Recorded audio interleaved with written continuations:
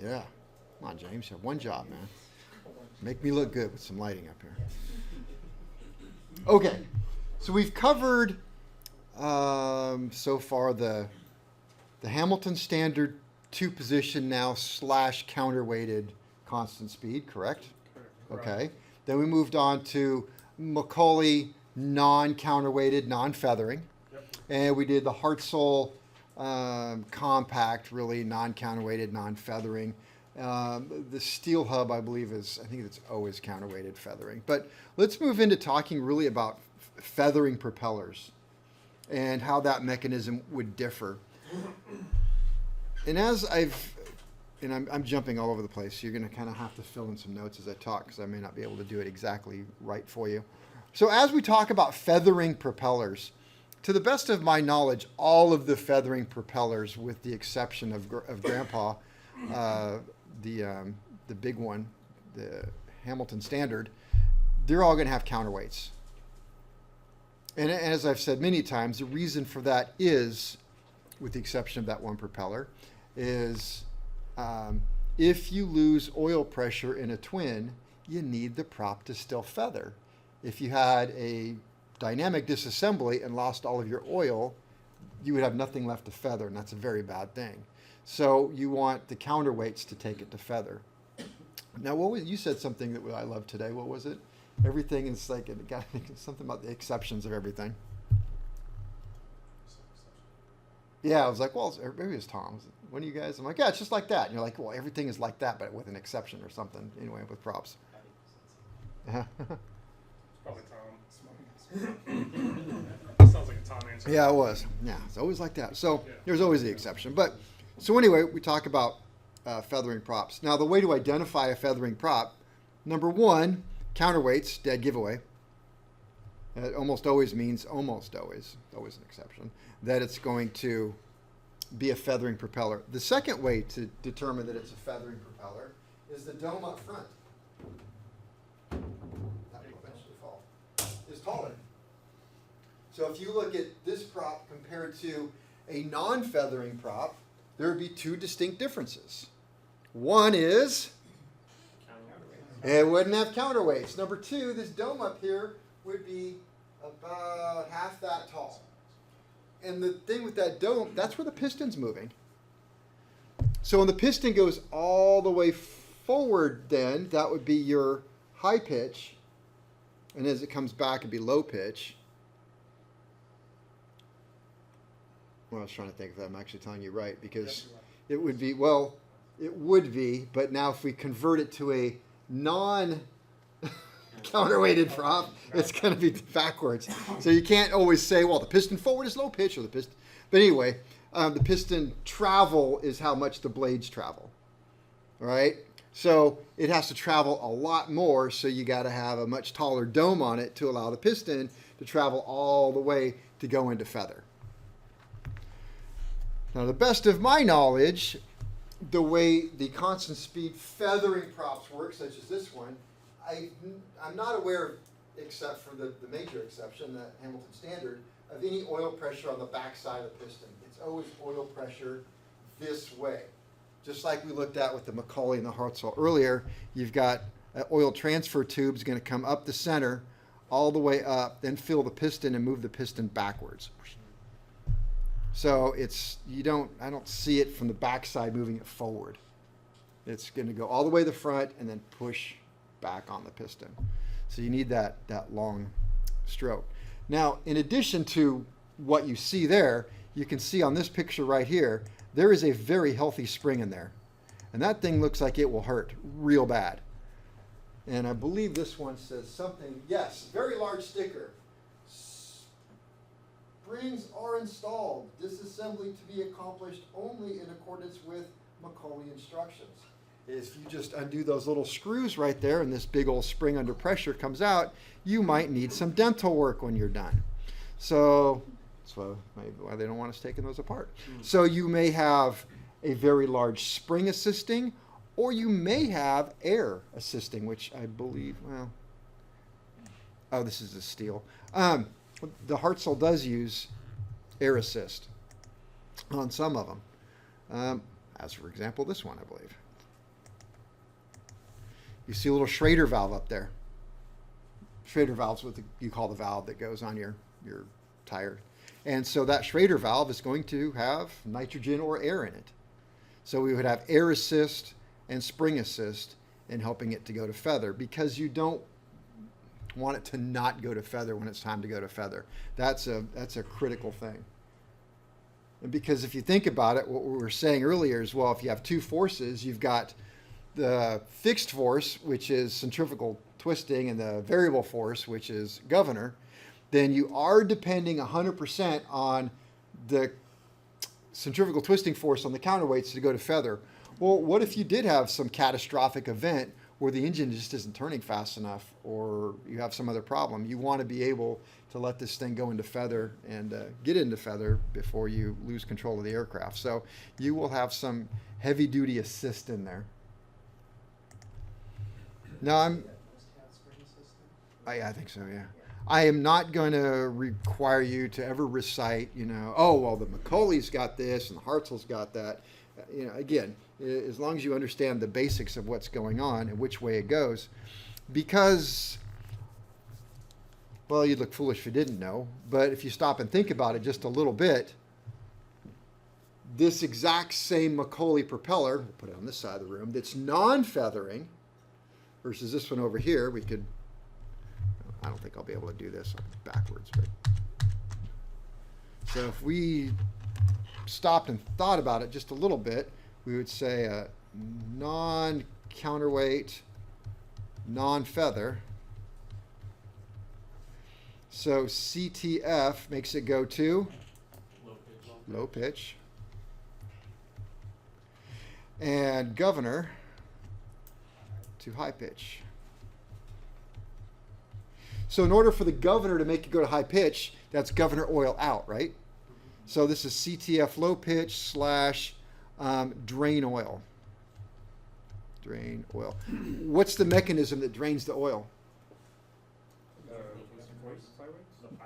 Flyweights that are attached to the pilot valve. That's all attached and part of the.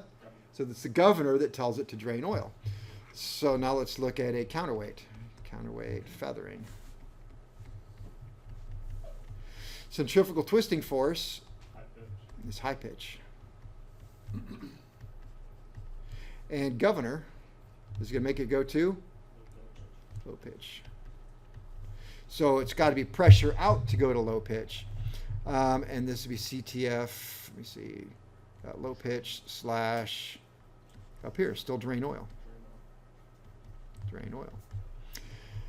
And if we think about this just a little bit more, CTF low pitch drain oil, if it's doing that, am I in overspeed or underspeed? Underspeed. CTF is going to make it go to low pitch, and drain oil, if you had that, is because you were in an overspeed condition, right? It's going to sense that overspeed. So you get an overspeed, it's going to drain the oil and go into low pitch. If you go into a underspeed, then it will go to high. Did I just do that wrong? Yeah. Sorry. We'll just edit that part out. It made sense a minute ago. All right. If we are in a overspeed, no. The problem is it doesn't line up with what I'm saying is the problem here. CTF makes it go to low pitch. It's going to go into low pitch if we're in an underspeed. And that's the problem. It's like, are we in it and going to, or is there? And so it's just going to confuse people. But I want to unconfuse you. So let me think about this. If we were in an, I'm just going to put it down here. This is not part of anything. If we're in, what is this right here? Overspeed condition. If we are in overspeed, then what is going to happen? It's going to lift the pilot valve to, we're in an overspeed condition.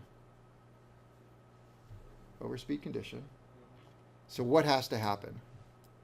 Are we going to want to go to a low pitch and drain off the oil, or are we going to want to go to a higher pitch and slow down? Higher pitch and slow down? Okay, we want to do that. Now let's talk about down here. If it was in an overspeed condition, would we want to drain oil or add governor pressure?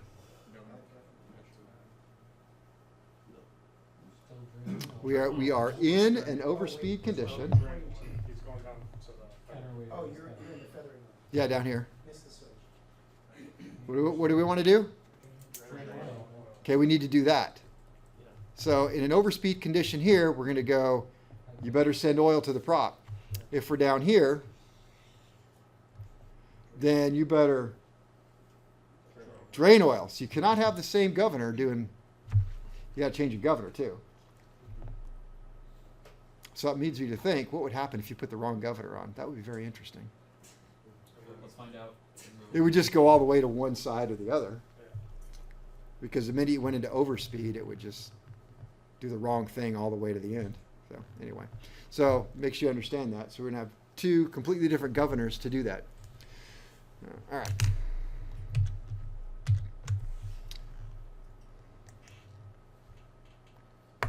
We looked at that one. All right, so this one here, this is the Hartzell with the air in front. And the way you can tell, that's why I looked at one, I'm like, nah, that doesn't have it.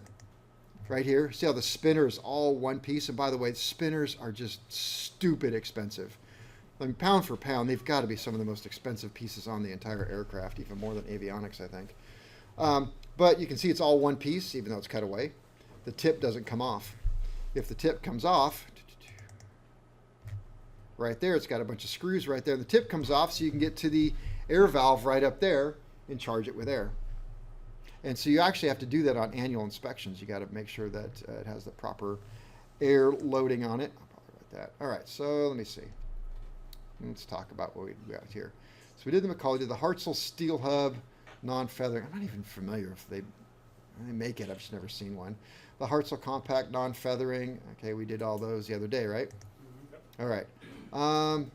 That's a great place for just to put that stuff. All right, so how do they feather? Let's go into how do you feather a propeller. So you have a feathering propeller. The way you do it is feathering high RPM or low RPM? Towards high RPM or towards low RPM? Low RPM. It's towards the low RPM. So all the way forward is high RPM, low pitch. Pull it back some, you add pitch, so that's higher pitch, low RPM, and feather would be the lowest RPM and the highest pitch. So it would stand to reason that you just pull back. And what happens is at some point, and I don't think I've ever seen a feathering prop with push-pull knobs like the Cessna. They're going to be, let's see.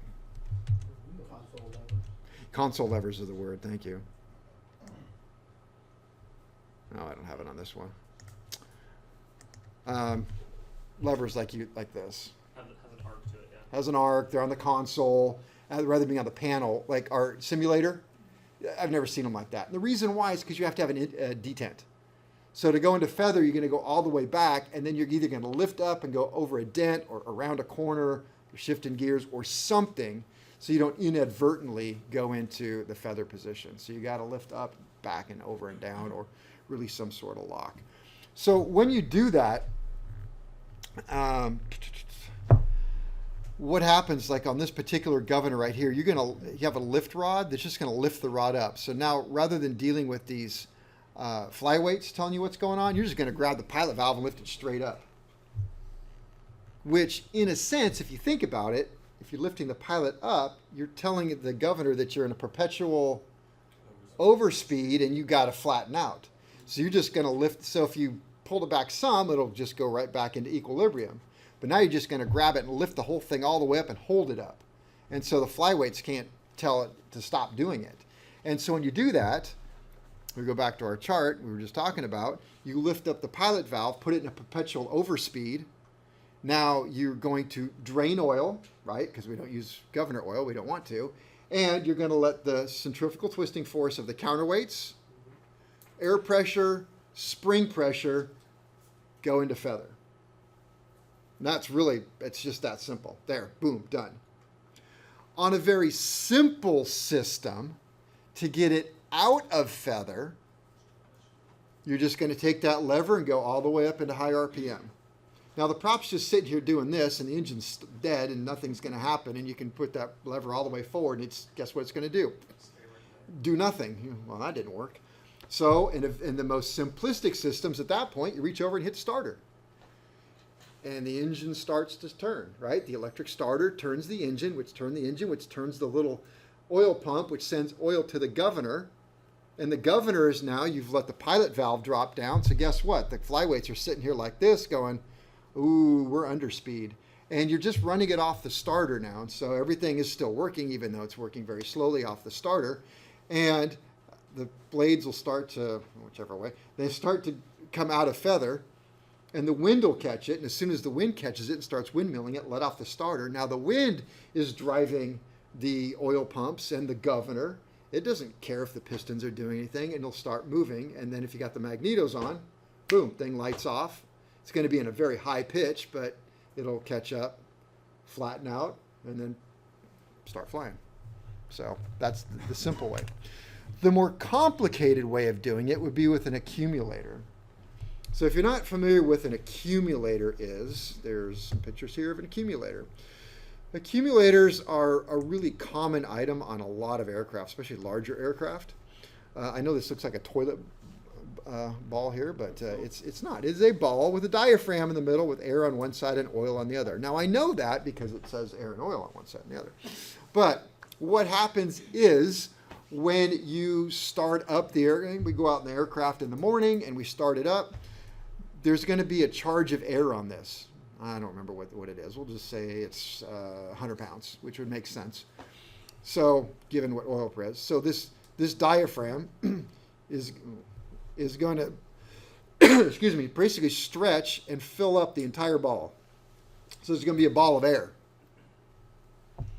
And as we start the aircraft, and that's why you have the air and oil balance. So that's why I said it's going to be about where normal operating oil pressure is, 60. So we'll say 60. So as the oil comes in here, let's say our oil pressure is 65, it is going to push this over, fill this up until this air pressure, now because we're collapsing it, is going to increase and balance out with our oil pressure. So now we're running the aircraft. We've got 65 PSI here. We got 65 PSI over there, right? Okay. And then what happens is we go to feather this thing. So we go back, we pull up the lift rod, goes into a overspeed condition. It's going to have a valve that's going to lock this off. So it's going to lock this closed so it's completely separate from the rest of the system. And now we've trapped oil under pressure in this accumulator over in the corner. Got it? And now we go to feather, flying around in feather. And when we want to go out of feather, move the control forward out of feather, it opens this back up, shoves a bunch of in there, assists the, the piston to come back and twist it. Fire away. So you can put air and oil, or this one right here. You can do air, nitrogen. You could even do a spring over here. It's the same thing. That's just what an accumulator is. When you come out of feather, it's going to assist and put oil into the propeller right away and get it moving. So you have a limited time for restart there.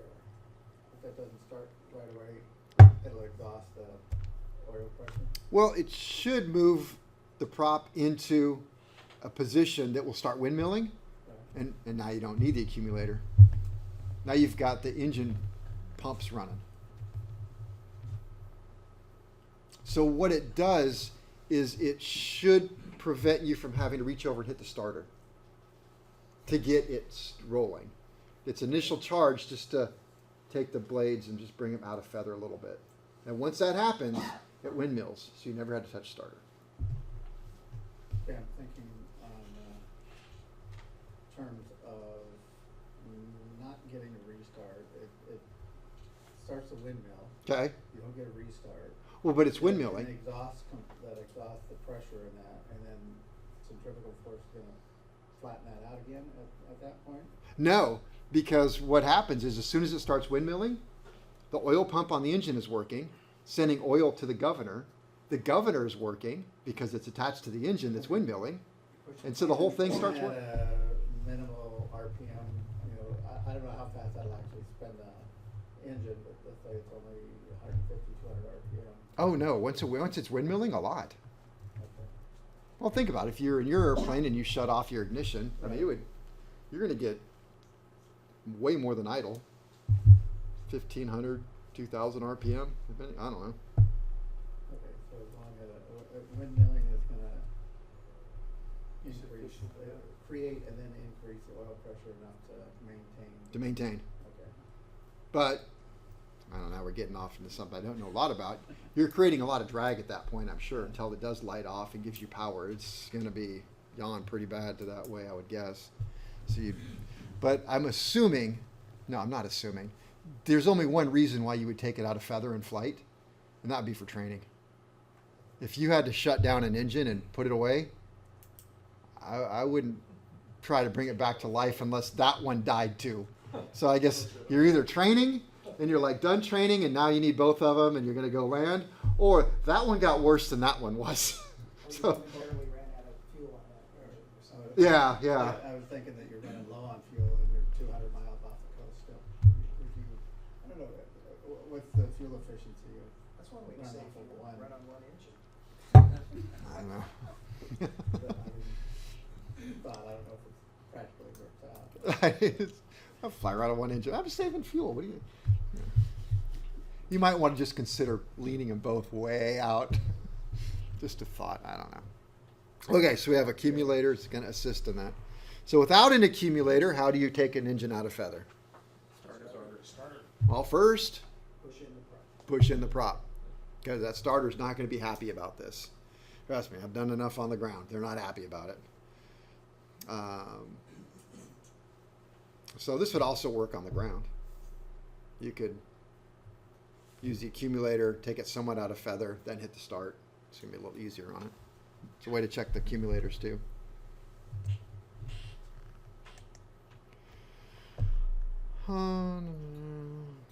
This is just an example of pulling that check valve out, or the check valve, accumulator with the check valve. Because remember I told you, you have to block off the accumulator. You got to lock in that pressure. If you don't, then it didn't work at all. So this is an example of how that would work. I don't think it has this giant plate, but oil pressure comes in. It's balanced with the spring or the air pressure in the accumulator. This should be, we want to go into feather. So we pull the feather all the way back. It pulls this little plate off of this rod. This rod came up, locked all of this pressure in here. Now we're flying around in feather position. We want to unfeather it, bring it back forward to the unfeather. This rolls around, hits that rod, pushes it down. This comes through, goes out to the propeller, brings it, starts to bring it out of feather, starts to windmill. By about that time, you'd be losing your pressure, but the governor's kicking in and starting to run. And by the way, the governor's going to say, hey, we are seriously underspeed. So yeah, so underspeed. So it's going to more oil. All right, so did we learn anything here? Let's see, Macaulay feathering. Does it have counterweights? Yes, because it's feathering. Steel Hartzell hub, full feathering. Does it have counterweights? Yes, Hartzell compact. I don't know about this one. I read it in this book, the Hartzell compact feathering air oil without counterweights. I've never seen that one, but I'm not saying it's not out there and I picked it up from somewhere and haven't deleted it from here. But the thing to note is if it doesn't have counterweights, but it's the feathering air oil. If I was going to ask you about that, I would be very specific. What about a Hartzell compact full feathering, non-counterweighted with the air oil? And of course, that is still counterweights. No, but what moves the prop to low pitch? Notice that it's still all the same. You're just depending on the air and the oil to drive it that way.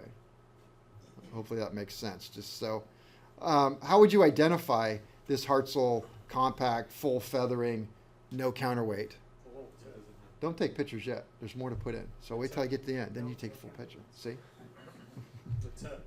Go ahead. And no ground. You would, it's the distance here.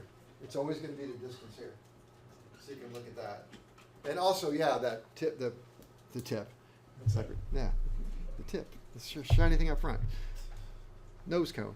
The spinner would have, front comes off. Let's see, moves prop to high pitch. Obviously, it's going to be the opposites. Counterweight, spring pressure, counterweight, spring pressure, air pressure, counterweights, air pressure, spring pressure. So all we're talking about, again, don't get all hung up on this. Ooh, which one is which? It all goes back to the same thing. If it's counterweighted, then it's probably feathering. There's only one exception, and that's the ham standard that was 2 position / feathering, slash, no wonder you get things wrong. The Hamilton standard, let's leave it at that. This one up here, top one, Hamilton standard counterweight, right? It's the only one that is non-feathering that I know that has counterweights. All the rest of them, if it has counterweights, then it's going to be oil pressure, drives it to low pitch, and something else to high pitch. What is the something else? Almost always counterweights and an assist from springs / air. So I see air up here. So, all right, it's all the same. And if it's non-counterweighted, non-feathering, then CTF is always going to move it towards low pitch and oil pressure to high. So there's just this line right here where it just switched. I love this prop. It's really cool. Okay. But let me see.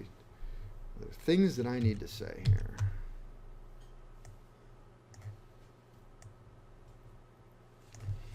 All right.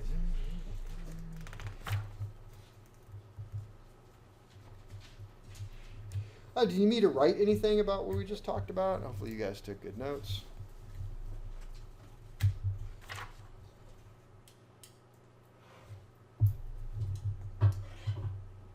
Well, nobody said anything, so we'll move on.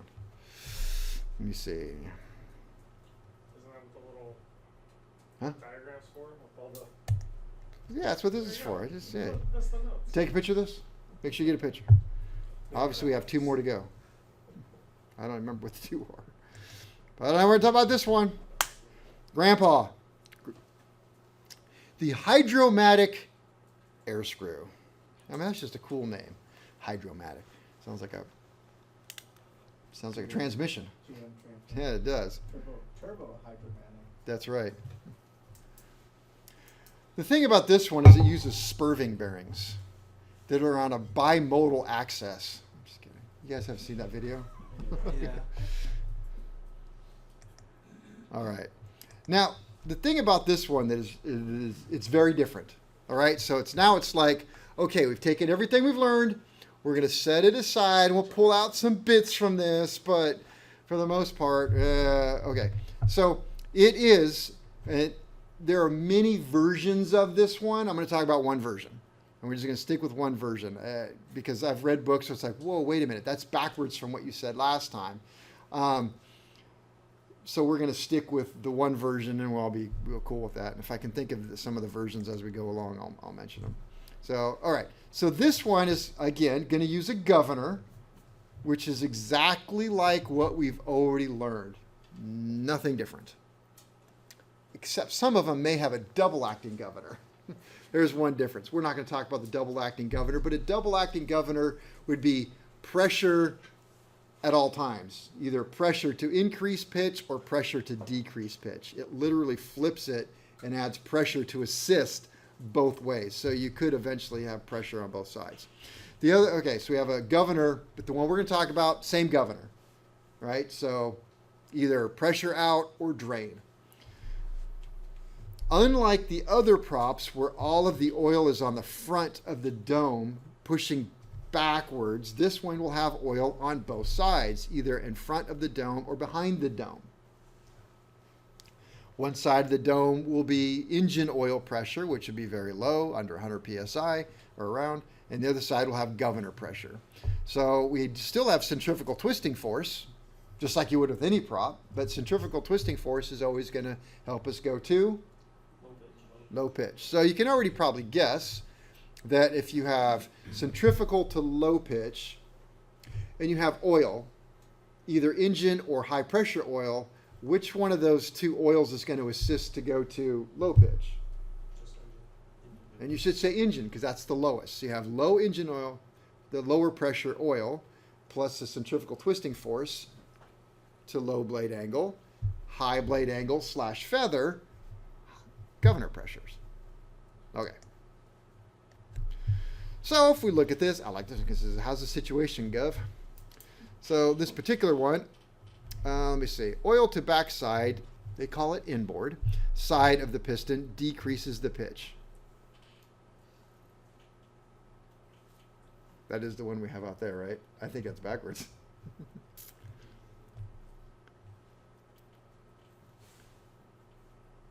Hang on. Just want to make sure that I didn't get some bad slide. Well, I mean, this is true what they're saying. So, Doesn't- huh? No, ours should be increases pitch I know, that's what I was thinking. all the way except feather. Feathers with the dome all the way up. Yeah. Yeah. Oh, oil. I didn't say governor. It says oil. So, okay. No, but that still says. I know. To the inboard side of the.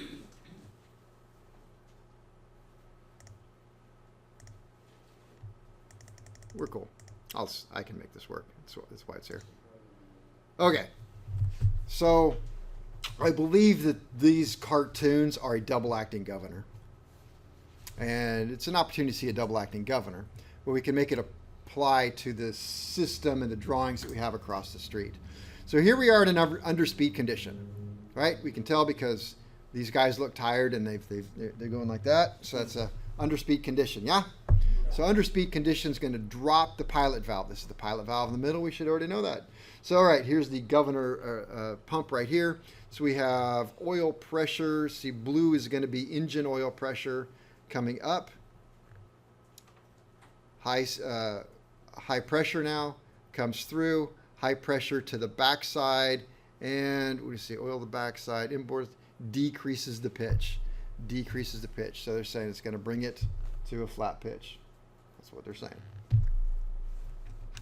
Follow? Nice little cartoon. In the meantime, we've got the blue oil right here. It's going to come this way, and it gets to drain out. But in this case, they're just actually showing it as part of the engine oil, so it's a lower pressure. And then in this little cartoon, we've just reversed it. Hold your hat, Gov. Here we go again. Yep, things are sure on the increase. Okay, so we go into an overspeed. So an overspeed condition, we are going to they're going to bring the dome back on this one. So again, double acting governor. So this one, now the high pressure comes up this way. So we put high pressure back here. So you see it was high pressure on the back side before, high pressure on the front side. Double acting. And now this time we're just going to drain this off back into the engine or connect it to the engine oil. So you can call it drain or just drop the pressure. Follow? Okay. You said no. Yeah. Yeah, he's like, just Just go. Just hold on. Just know that you never see. And of course, on speed, you're just going to lock the oil in, not let it go anywhere. Same thing as before. So it's really not that different. So it requires that relief valve in that. Yeah, this is the exact same governor. Here's that relief valve right there. So we got a relief valve. So it's the same governor we've already studied. We are overspeed. Overspeed lifts up the pilot valve. The difference is in these props, you only had oil going to the front side. Now we have oil on both sides. So in this particular governor here, in this particular style, and again, there are different styles, when we are overspeed, we're going to put pressure here, move the disc back, and that is going to, we're overspeed, increase pitch. On this governor, both sides is the, what is it? What do you call it? A disc? Right here, pilot valve. No, on the front of the hub. That's the disc that. It's not a disc, it's a dome assembly with Dome the whole thing is a dome assembly with the piston in there. So piston be the right word. Just on both sides.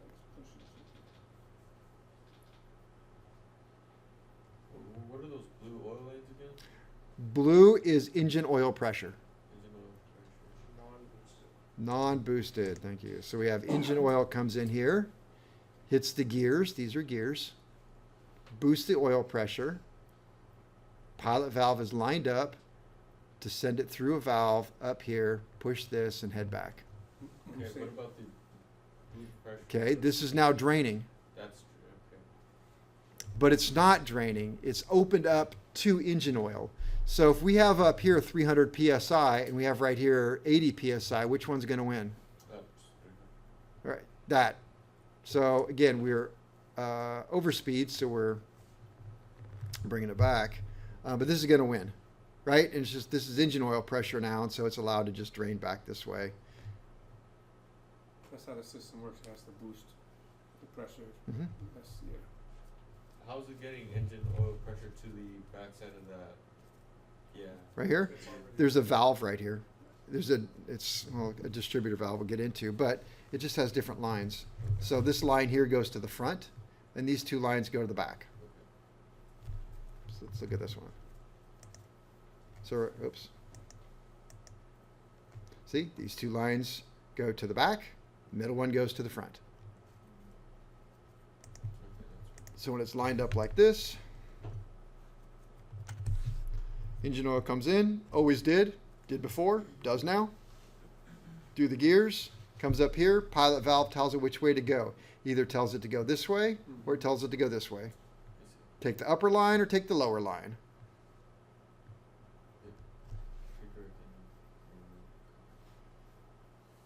So before where it was either just add or drain, now we're add and drain or add and drain. Yeah, you're just rerouting fuel a certain way. That's all you're doing. Yeah. Forward. All right, let me see. Do I have... Wanted a different... There we go. I might get rid of those. Because this is the one you're going to be looking at across the street. And let's see if this is any different. So here we have an underspeed condition. So underspeed... let me see. Engine oil pressure is going to be yellow. Because 15 should be the... Doesn't say. So we have engine oil comes in here. Now engine oil is up here. And we have high pressure back here.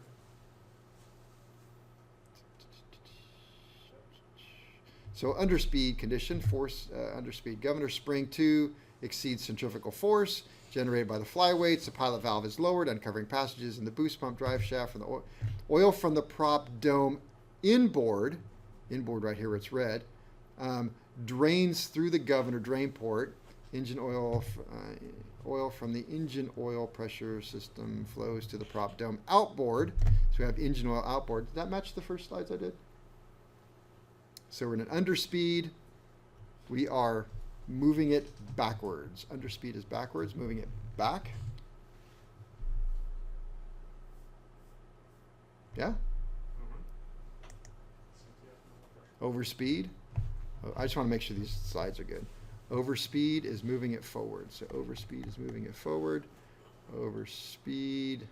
This is overspeed. Moving it back. Yeah, this one is backwards, huh? Yep. So I told you it's exception to every rule. But anyway, Huh. I'll pull those slides out so it's less confusing. So we're good. There we go. Now we'll look at this one. We'll focus in on this one. We'll edit that part out. We'll just delete it. That's a double acting governor. Now we're going to look at the system without the double acting governor. It's all part of the plan. But first we'll take a break because somebody didn't tell me what time it was. Ready.